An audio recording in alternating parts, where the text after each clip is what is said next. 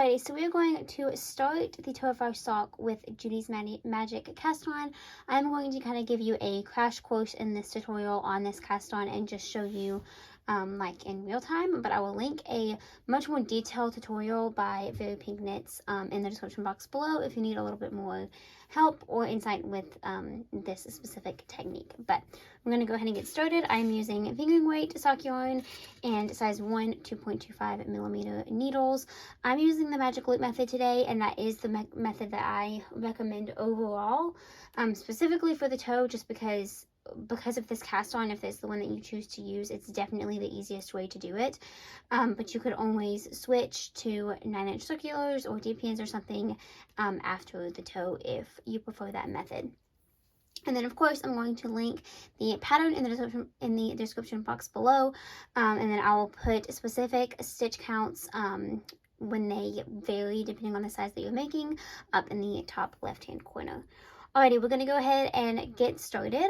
You could either start with a slip knot, or I'm actually just going to twist my yarn onto the needle to kind of avoid that little lump. So to do that, I'm going to place the yarn lay it on top of the back needle, so the one furthest away from me, holding them together, pointed to the left. The tail is currently in front, and then I am just going to twist them so that the tail is now in the back. So just like that, tail is in the back, working yarn is in the front. I'm going to hold them kind of slingshot style, as if we were going to be casting on using the long tail method. And now I'm going to finish casting on. So the first thing I'm going to do is put a stitch on the bottom needle to match the top needle. To do that, I'm going to wrap my needles around, grab that top strand with the bottom needle, and now I have one stitch on both needles. So now I'm going to start the repeat for this cast on. I'm going to go down and around with the yarn that's on my thumb, and then up and around with the yarn that's on my index finger. And I'm going to repeat that process until I have 8 stitches. This stitch count is going to vary just a little bit depending on the size that you're doing and the size sock that you're doing. And I'll put that stitch count again in the top corner. But I'm just continuing, I don't know what I was trying to say there, this same technique until I have 8 stitches on both needles. And that's 2, 4, 6, 7, 7, 8, and 8. And there we go.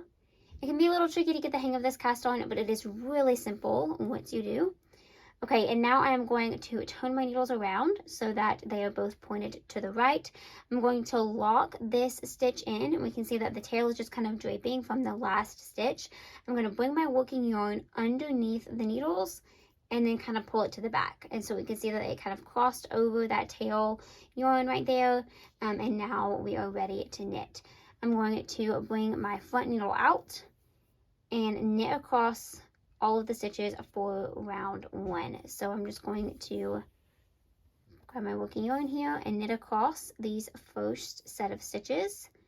It's totally normal if they're a little bit loose, a little bit hard to work with for this first round, just because of this cast on. So just kind of go slow and be patient. I have a couple left here. There we go. And now I'm going to switch to the other side. Pull my needle out. I'm going to knit this first stitch normally, just like that. And then the rest of these stitches, just because of this cast on method, are actually twisted. So in order to fix that, I'm just going to knit them through the back loop. And that way they won't be twisted when our sock is complete. We also don't have to go through them one by one and fix that before we knit them. Just simply knit it through the back loop instead of the front for this row only. Alrighty, and there's the end of round 1. And for every even round, we are just going to knit all of the stitches on both needles. Alrighty, for round 2 is our increase round. We are going to knit the first stitch. Make sure you grab that working yarn and not the tail. And then we are going to work a make one left. So we're going to lift up this bar in between the needles, place it on our left hand needle, and then knit it through the back loop. And then we are going to knit across until we have 1 stitch remaining. And then we're going to work a make one right. So I have 1 stitch remaining.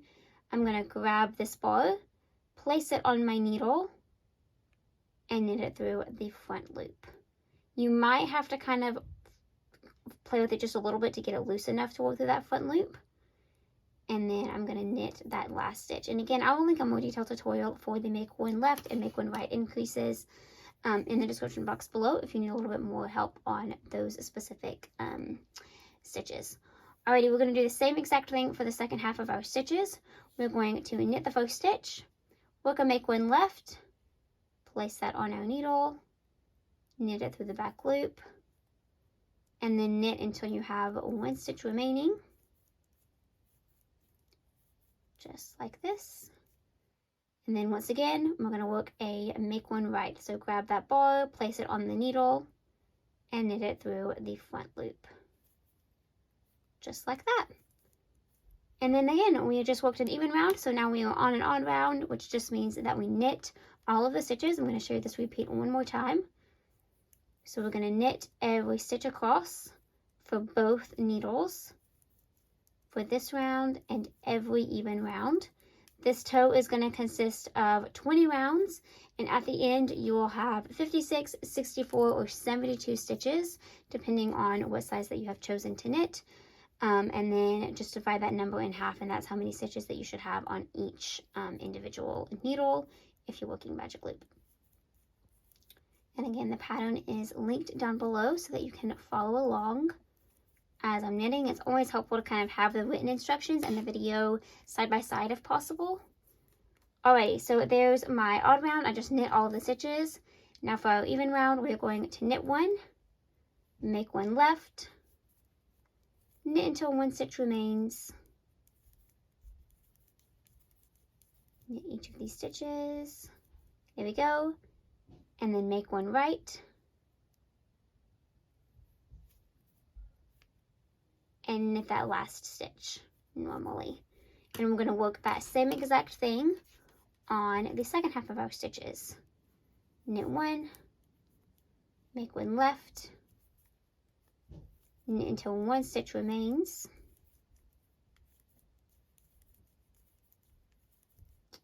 make one right,